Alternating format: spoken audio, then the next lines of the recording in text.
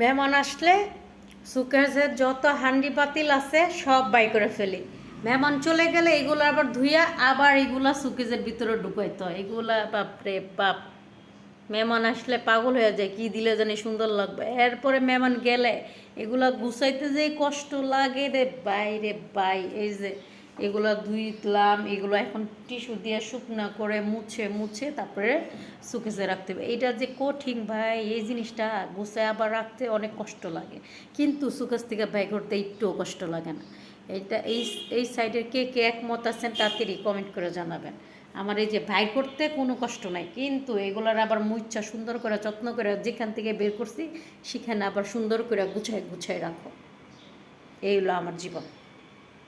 এই যে কোন জায়গার থেকে বল বাই করছি সে জায়গায় রাখো মুছে, কোন জায়গার থেকে বাটিগুলো বের করছো সে জায়গায় মুছে রাখো, কোন জায়গার থেকে গ্লাস বের করছো সে জায়গায় রাখো। এই যে এখন কোথায় রাখছি কোথার থেকে বের করছে মনে নাই।